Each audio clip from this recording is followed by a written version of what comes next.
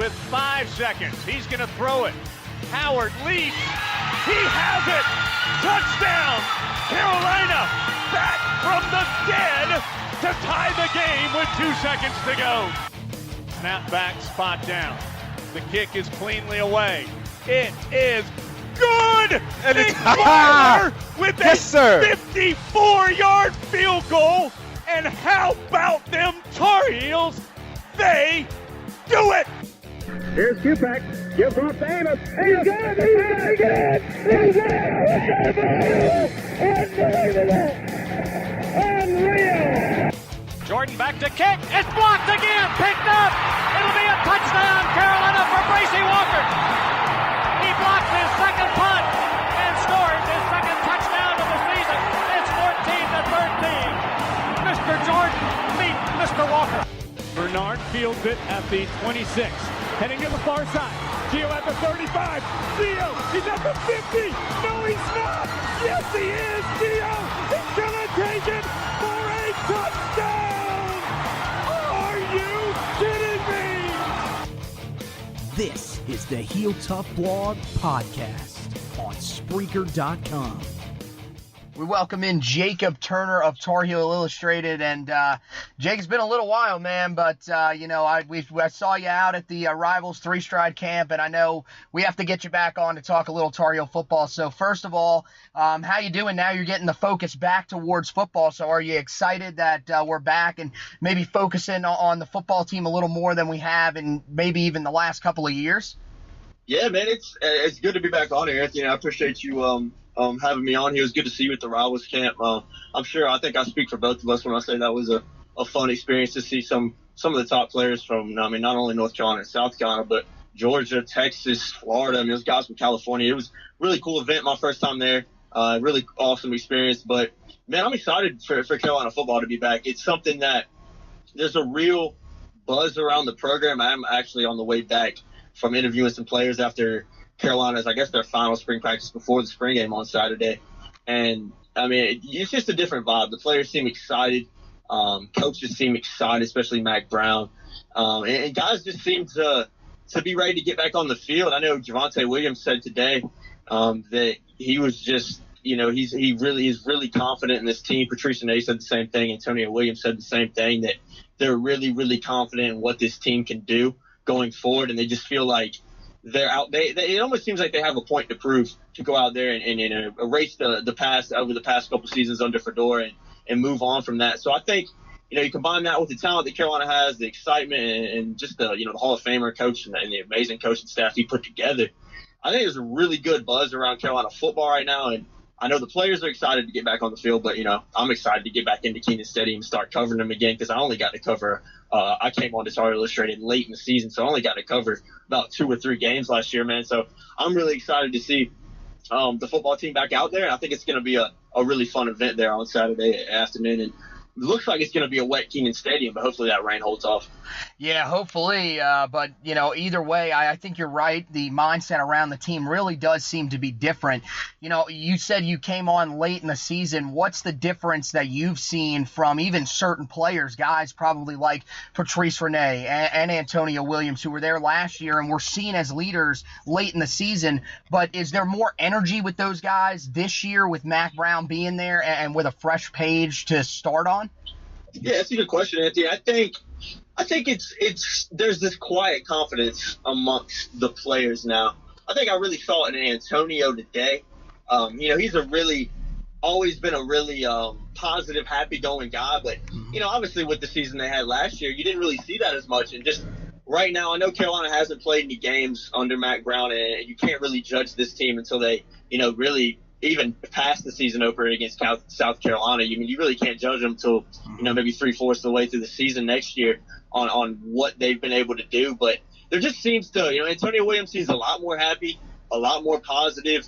And like I said, there's this quiet confidence that it's almost really hard to explain if you don't see it firsthand. But guys just seem to be more confident in what they're doing. I think they almost just believe more in what the coaching staff is putting out there, because Anthony, I know you've, you do a great job covering Carolina football and Carolina athletics in general, but I know you've you've analyzed the staff and talked about the staff that Mack Brown's hired, and you got a Hall of Fame head coach, and not only do you have that, but I mean the guys and coaching staff that he's brought in: Phil Longo, an offensive coordinator, right. Jay Bateman, the defensive coordinator, Tim Brewster's one of the best recruiters in the country, one of the best tight end coaches in the nation. I mean, you just look at those three guys, and those are probably three of the most influential guys. And then you add in Dre Blott, you add in Gillespie at the running back coach. You add in Thigpen, who's had such an amazing career there under Mack Brown as a linebacker.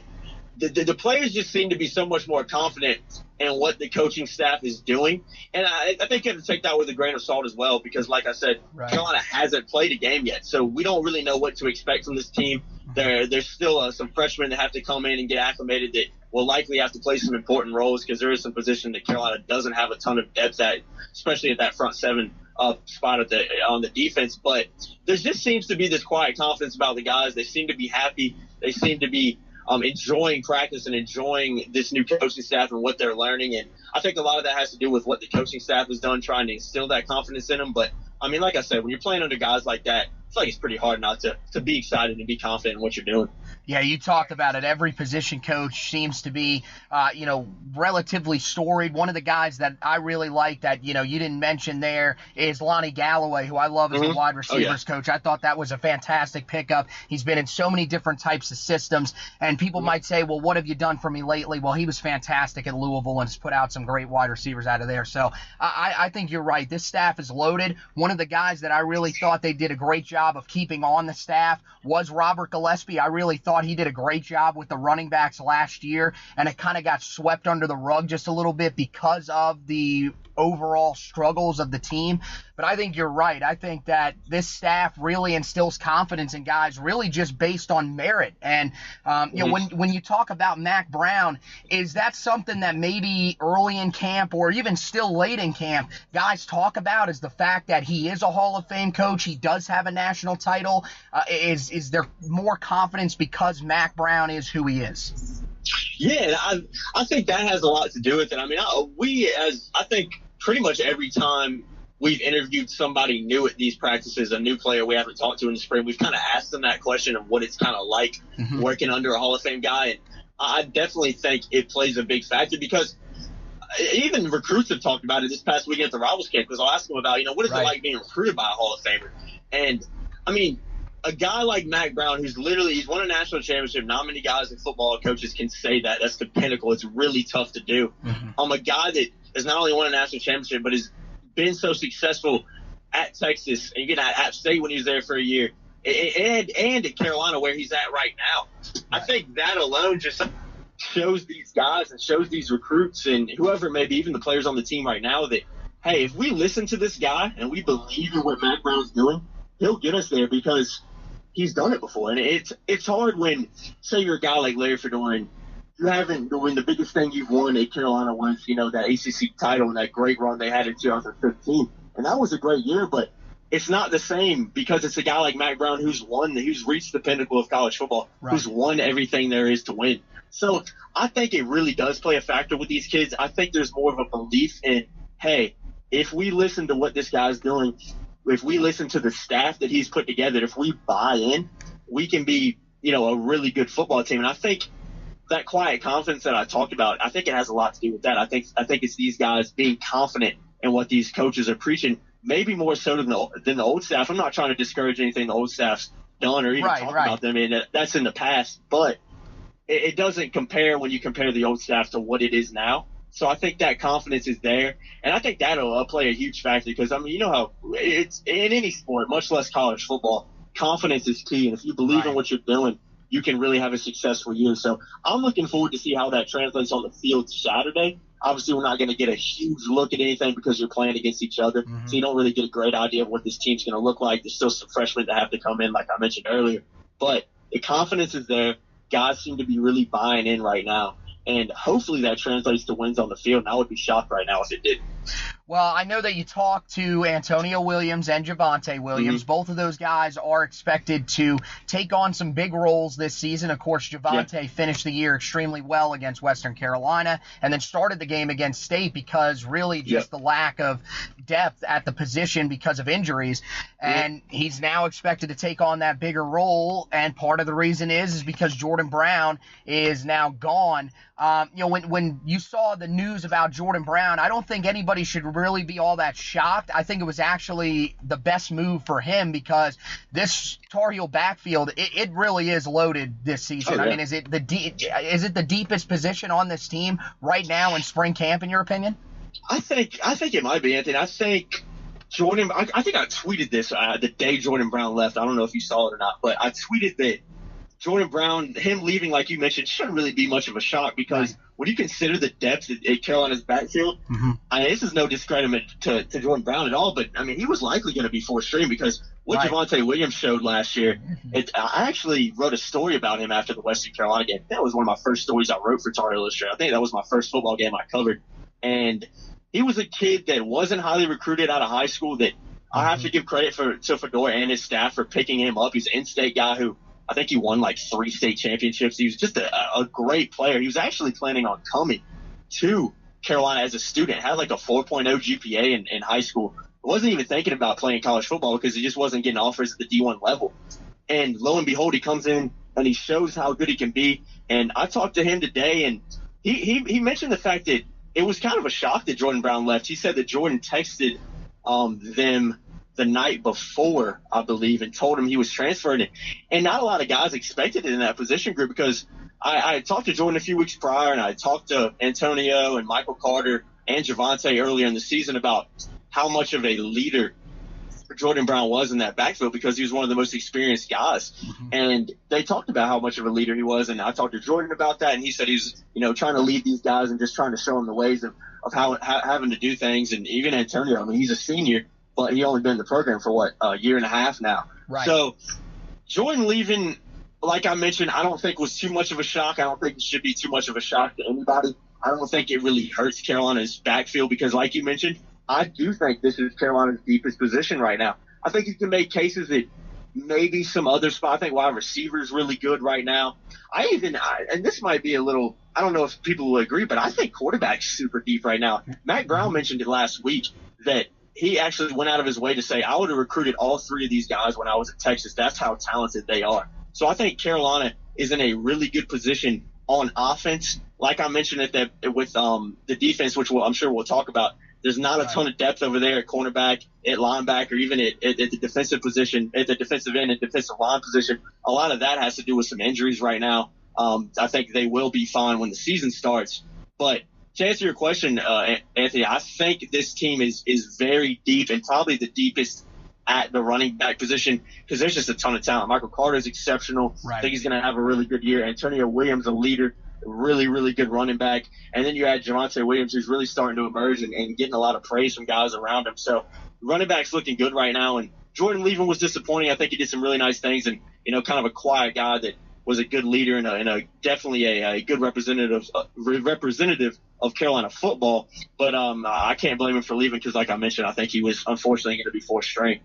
Right, and now that fourth string position on the depth chart opens up a little bit. One of the guys to keep an eye on will probably be redshirt sophomore Antoine Branch. He was a guy that came in and was relatively highly recruited, sort of has had some injury problems and is more of a bigger back, so could fit that role down the line. So keep an eye on him potentially at Saturday's game if he does see some reps. But we turn to the defensive side of the football, like you said, and let's start in that defensive backfield because we did lose 2 significant guys in the last couple of weeks. One to transfer in KJ Sales, who will move on. It seems like because of some family health issues. That's what I'm thinking too. Yeah, that's where I think he's going to go with. I think that's the reason he's moving on. And then CJ Cottman retires because of recurrent headaches. So I think that was the reason why he was off the field so much last year. Again, we still haven't really gotten any clarification because,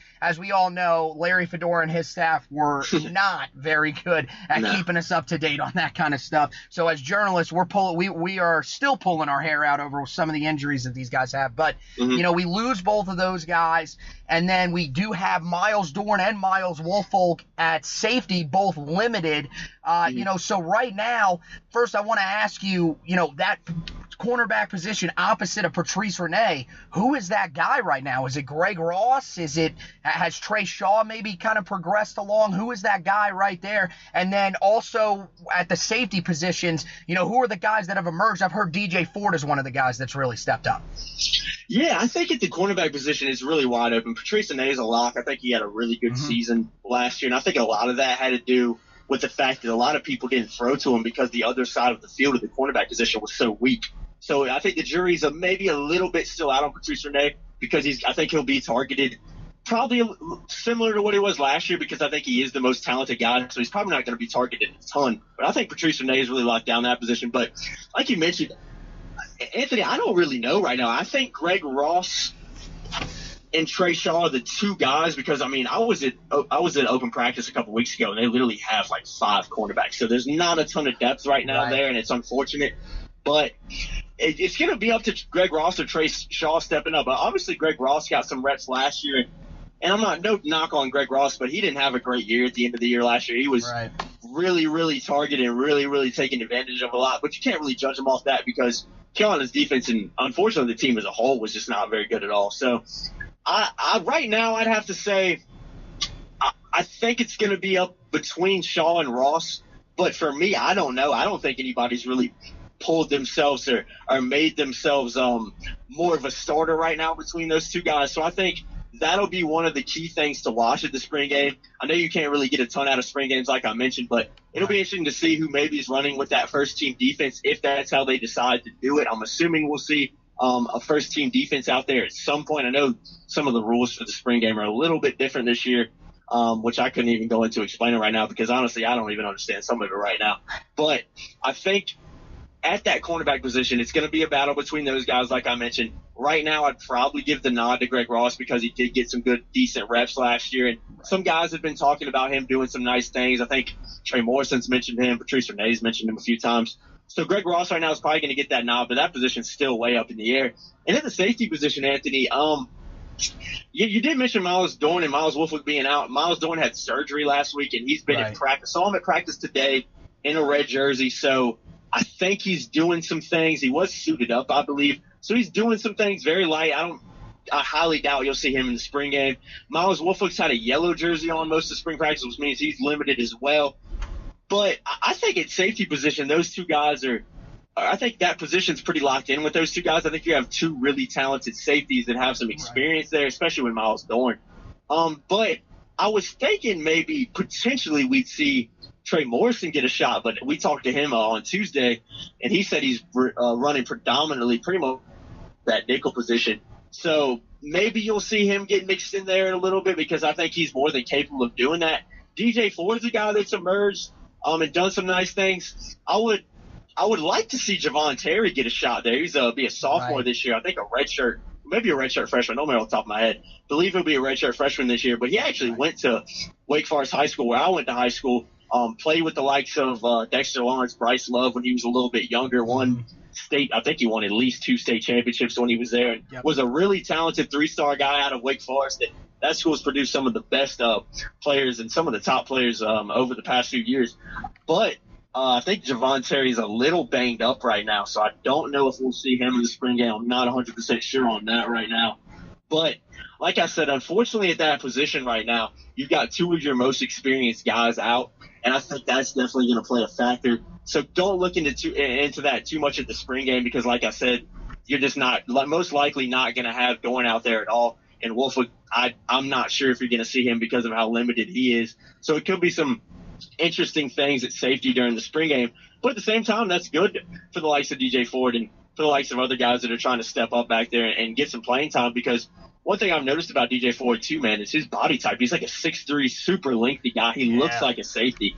And Javon Terry as well is a pretty big kid too. So those two guys, when I saw them at open practice, I looked at those, Ford and Terry, and was like, those are two guys that look like Division I ACC caliber safeties with their body size. So if they can just figure things out, continue to improve, I think Carolina next year is going to need those guys to step up even more because, like I mentioned, I think Dorn and Wolford pretty much have their spots locked down if they can stay healthy, which has been a problem for those two guys, unfortunately, over the past few seasons. Yeah, you're right about that. Now, where is Bryson Richardson? Is he in the nickel or is he I believe so, yeah. I believe he's been running with the nickel when I saw him. He's another guy I did forget to mention. Good catch on that one, Anthony. I believe he was recruited as a safety. So I think he'll maybe get some reps back there, especially at the spring game. But if I'm not mistaken, when I saw him in open practice, he was running a lot at that nickel position, which I think is a good position for him. He's kind of reminds me of Trey Morrison. He's a heavy hitter, big kid, a lot of energy, who I think is going to be a really good player as well. But that's another thing to keep an eye on. I would not be surprised to see him getting some reps at safety with all the injuries Carolina has there during the spring game on Saturday. Well, you mentioned the nickel position, and just really quickly, there still is going to be a significant amount of nickel and even probably 4 cornerbacks on the field at a time in this system, right? I think a lot of people feel that with the 3-4 system, we're going to run a 3-4 base at all times. That's with the way today's game is set up, where it's more pass base, we're still going to see a lot of nickel corner out there, right? Yeah, I think you'll see a lot of nickel, especially the fact that Trey Morrison is getting no other reps anywhere else really besides nickel kind of shows you how important that position is with the lack of, just the lack of depth Carolina has at cornerback and safety right now. So I think that speaks volumes. I think the nickel is going to be a very important position, and having a guy like Trey Morrison back there is huge because we all know the season he had last year in a pretty miserable season for Carolina. He was the shining light. So, yeah, Anthony, to answer your question, I think you're going to see a lot of that nickel position for Bateman and his defense. And then let's look up front because, as you mentioned, the front seven is really going through some things depth-wise. Part of that is because they do have so many injuries. The defensive line in particular, guy like Jason Strobridge out, who has been just such a huge leader for this team over the last couple of years and has grown into really one of the better players. Tyrone Hopper and Alan Cater, 2 guys that unfortunately will now have to wait until fall to figure out where they fit in, whether or not they're going to stand up or put their hand in the dirt. And then you got Jonathan Smith, one of the leaders at linebacker, who's out. But there are some guys that have stepped up. And Jeremiah Gemmel at the linebacker position, he looks like he might be the guy that steps in and takes over for Cole Holcomb. And then on the defensive line, there are some younger guys who are emerging. Zach Gill, I think, has seen a little bit more of an expanded role. So look out for him and maybe even another guy like Jake Lawler. So when you look at those positions right there, first of all, how concerned should people be with the depth, and who are some of those names that are stepping forward that could ease some of those concerns as we go along? Yeah, that's a good question. I think right now, Matt Brown mentioned it last week that he was talking about the lack of depth of the D-line right now.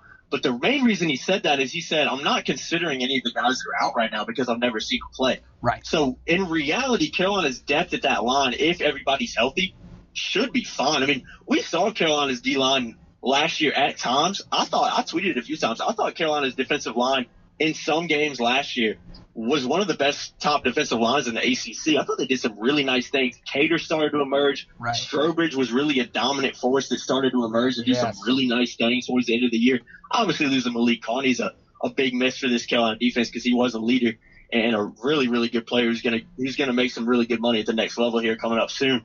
But I think having Strobridge back in the fall is going to be huge. I think Cater's going to do some nice things. And I've interviewed Jake Lawler a few times this year, and I don't know why he hasn't seen the field more because he is just a big kid. He looks like a Division I ACC caliber D-end. Right. He's a very smart kid as well. So I think you're going to see him get some more playing time. I think he's a guy that could really emerge at that defensive line position. But like you mentioned, I think Strobridge and Cater are 2 of the biggest. Hopper also had a really good year last year. So I wouldn't be too concerned at the defensive line come the first game of the year next year in August, late August. Right. I wouldn't be too worried if everybody can get healthy and get back out there because I think there's some serious talent down there. I mean, Aaron Crawford, guys have been talking about him like crazy. Nick Polino actually spoke about him on Tuesday. He's like, I've gone up against him for 5 years now, and he actually made a point of saying that I play games against guys all the time that don't even compare to Crawford and how good he is. We didn't get to see Crawford at all last year, really. Maybe 5-10 snaps total with all the injuries he had. Yeah, so took 10 snaps that's the whole another year. Huge pickup for them. And Sorry to cut you off, Anthony, but at the linebacker position as well, that probably is my biggest concern. I know you probably know the lack of depth right there. I mean, unfortunately, I think Gimmel has done a really nice job and stepped up. I've heard he's been calling a lot of the plays on the defensive side of the ball as well. So I think that kind of shows how much he has emerged kind of as that, middle linebacker type guy. But, I mean, besides that, it's extremely thin. Chaz Surratt, I think, has done some nice things. But the unfortunate part is when you're probably your second best linebacker right now, but with not considering Jonathan Smith, it sounds like he's going to be back on the team when it starts. I know some people have talked to him, and he seems pretty confident he's going to be back out there come fall. But that's still up in the air. Who knows if he'll get his grade straight and be able to play again. And if you take him away from that team, I mean, who do you have? You have a Gimmel who played a little bit last year, and you've got Chaz Surratt who's making a move from quarterback to linebacker. Right. So, like I said, I think the linebacker is the most – even Mac Brown's admitted he's a little bit worried about the D-line. I think that's more because he hasn't seen a lot of his most talented guys play, understandable. But that linebacker position it does scare me because that's one of the most important positions on any defense, much less a Jay Bateman defense. I think it becomes that much more important. So that position I'm really worried about. I'm hoping Gimmel continues to make strides. I'm hoping Surratt is as good as people are making him out to be. And I'm really hoping that Jonathan Smith gets back into school. I mean, I know he hasn't done a ton in his time here, but he has experience. He has done some decent things. So linebacker position, to sum it up for you, your jury's really still out on that. I'm not too confident in that even going into the season. That guys are really going to have to improve and might even have to rely on some guys coming in to play some minutes. But D-line, I wouldn't be too worried about that if everybody can get back healthy, which I don't think will be a problem. Well, that's good to hear. And, yeah, the linebacker position, this was kind of the wrong year to have to go to the 3-4. Of course, we want Jay Bateman's defense to be able to flow the way that it's supposed to, but you mentioned it. I mean, this year we just don't know if we're going to have that depth. I know Timon Fox is standing up now. He's pretty much going to be a 3-4 outside linebacker to its truest. I think Tyrone Hopper, will probably stand up too because he was converted from linebacker earlier in his career. So I would be really shocked if he ends up putting his hand down. So having him back will definitely help. And then, I think Matthew Flint's a guy that we've heard a little bit about. It's just kind of where does he fit because he came in as an outside linebacker in Fedora's 4-3 scheme, or, John Papuchis' 4-3 scheme, but basically Fedora's. And then, and now he's kind of, I would guess he's going to move inside. And we've heard some things. So, yeah. Right. We've heard some things about him and how he's performed. Another big guy that we lost this offseason that guys won't talk about is Malik Robinson, who really had a great year in spring camp last year. He ended up actually transferring. So I think you're right. Just the amount of bodies, there's just not a whole lot of guys there. And I think you're saying it. The door could be open for a fall enrollee like Eugene Asante, who is really talented to come in and make an early impact, pretty much immediately. I mean, he could be on the field in that game against South Carolina if he really shows enough to us. I guess one last thing that I'll ask you, we're focusing on the game on Saturday. What are you really going to be focusing on? I'm assuming the quarterback battle is probably the top thing that everybody's focusing on. But what are some of the other under-the-radar things that maybe you should focus on out there, or maybe some key players to keep an eye on? It's a good question. I think Corey Bell at that wide receiver position, I haven't seen – obviously he made that move from, corner to wide receiver here recently. Yep. And we spoke to him last week, and he said he hadn't played wide receiver since middle school. That being said, I mean, the amount of praise he has got from just about everybody we talked to since that move is unbelievable. So I am really excited to see what he does. There is some – I've also heard – I think Matt Brown said it last week – that you're likely going to see Toe Groves, Corey Bell, and Daz Newsome as the three punt returners and kick returners. So the fact that Corey Bell's emerged as one of those guys in that quick of a time kind of shows me how well he's adjusted. So Corey Bell's a guy I really am excited to have an eye on because Carolina doesn't have a lot of those short slot receiver guys besides Daz Newsome, really. Right. And he's the guy that can slot right in there and get some significant minutes. So the reason I say him is because of the amount of praise he's been getting. Obviously, the quarterback position's a huge battle right now. Nobody's really emerged, which I don't think should be as a surprise to anybody. But like I said, I think that position's in good hands because you've got three talented guys. Obviously, even Mac Brown's admitted it. You're going to lose one of those guys probably in the coming year or so because any of those guys could probably start at a lot of schools in the ACC. So you're unfortunately probably going to lose your third string guy, whoever that may be. So I would definitely keep an eye on quarterback position just because we haven't been able to talk to any quarterbacks this spring. We haven't really gotten anything from Mac Brown of huge significance on the quarterback. So definitely keep an eye on that. And I think besides that, keep an eye on that front seven on the defensive line and at the linebacker position. I'd really encourage people to watch that because, like I said, you're going to see a lot of these D linemen that are going to be playing on Saturday, probably not playing as much with the talent that's coming back when the spring, when the real season starts in late August against South Carolina. So keep an eye on those two positions, especially that defense, because unfortunately it became a staple under Larry Fedora that the defense just was really never good. Even in 2015 when we had a really, really good year, Gene Chizik back there coaching them up. I mean, Carolina's defense was still let up a ton of yards. So hopefully they can get that turned around, especially with Bateman, what he did with, I wouldn't say a lack of talent in Army, but with smaller guys, definitely a little bit lack of talent. The fact that he was able to turn them around and have such I think it was the top 5 or top 10 defense in the country last year, shows that I think he can do it here and should be able to. But I'm trying to think of another guy that I would definitely look out for. I think another big player that I'm really excited to see, and maybe a position group which you've already talking about, is that running back position. Because my thing is, obviously in this air raid style, Phil Longer still likes to use and use those running backs a lot and out of the backfield as catchers as well. I think they're all three very capable of that. But having a young, experienced quarterback coming in, regardless of who it's going to be, they're all three basically going to be freshmen. 2 are going to be redshirt freshmen that have some experience, and you got a true freshman in Sam Howell. If you can establish a dominant running game, just imagine how much pressure that's going to take off those quarterbacks. So I think keep an eye on those guys. It'll be interesting to see who runs with the starting group. I would assume it might be Antonio. I'm assuming it could be Michael. I really don't know. I think that's a toss-up right now. You can start either of those guys and be successful, in my opinion.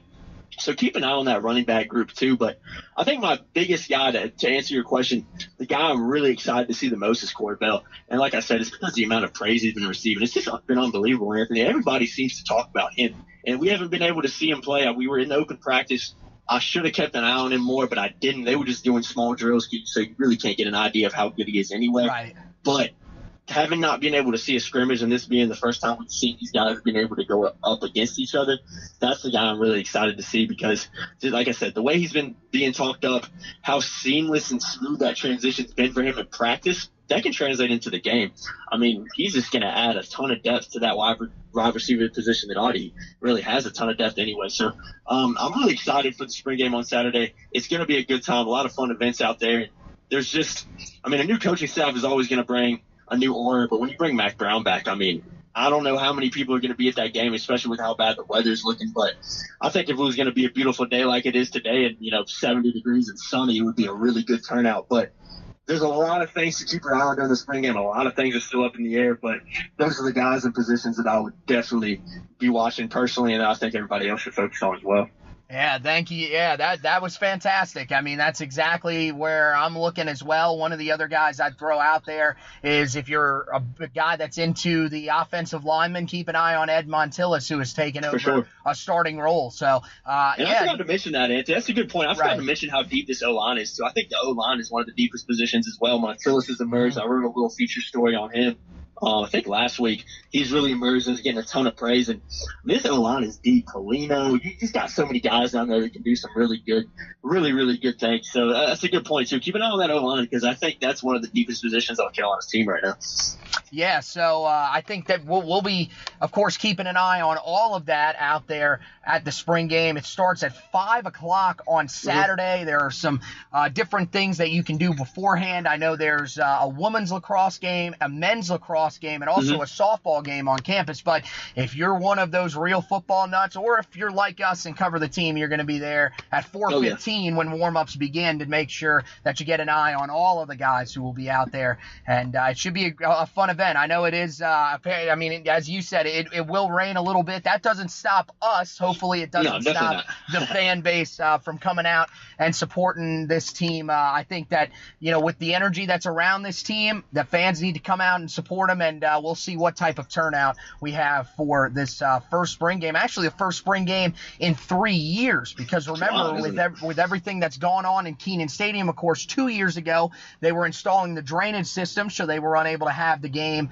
there, and they was that the year I don't think they had it. Was it? Maybe it was that year that they had it at Fetzer Field, and then of course last year they didn't have it all together, really, just because Fetzer wasn't there. They were tearing that down as they began construction on the new indoor practice facility, and Kenan Stadium was actually just pretty much torn to shreds. So this will be the last time that the team will also be on the grass. So if you love the Kenan Stadium grass, make sure you turn out and check that out for the last time this season before they move to turf. So, Jacob, hey, thanks for joining me, man. Just tell the guys where they can follow you, because you do such a great job. We want to make sure that everybody is following you and making sure that they're staying up to date on everything Carolina football. Yeah, I appreciate that, Anthony. I really admire what you're doing over, at your ball Tar Heel stuff. It's the way you've gone about starting something like that, and the professionalism and all the content you put out is unbelievable. So keep that up over there, man. But definitely follow me on Twitter at Jacob Turner THI. Once again, that's at Jacob Turner THI. You can find me there. Definitely check us out at Tar Heel Illustrated. It's northcarolina.rivals.com. I believe you can type in tarheelillustrated.com and it'll take you straight there. But definitely encourage you guys to check us out over there. Obviously, you can have some coverage of the stuff. You can find coverage of my Twitter account. I'm not sure if I'm pretty sure we can live tweet the game, so I'll be doing some relatively live tweeting and some observations on my Twitter as well. And definitely check out my YouTube account as well. You can find a link to that on my Twitter. I'll go ahead and tweet that right after this. Got a ton of interviews up there. You can find all the interviews with the players. You can find some highlights from the Rivals camp, some interviews with some recruits from the Rivals camp, and a ton of stuff from basketball as well. So, like I said, Anthony, I appreciate you having me back on. Keep up the good work over there, man. We'll have to get back on the podcast very soon. All right. Yeah, appreciate those words of kindness so much, man. And you're right. We definitely have to get you back on, because you do such a fantastic job. And, just during the summer, we'll have to have you on when we're getting that little downtime to talk a little bit of Tar Heel football to keep everybody from going nuts. So, thank you. Forward to it. Yeah, thanks so much, man. We'll see you out there on Saturday. And, just take care, and we'll talk to you down the line, buddy, okay? Thanks, Anthony. Have a good one, man. All right, you too, man.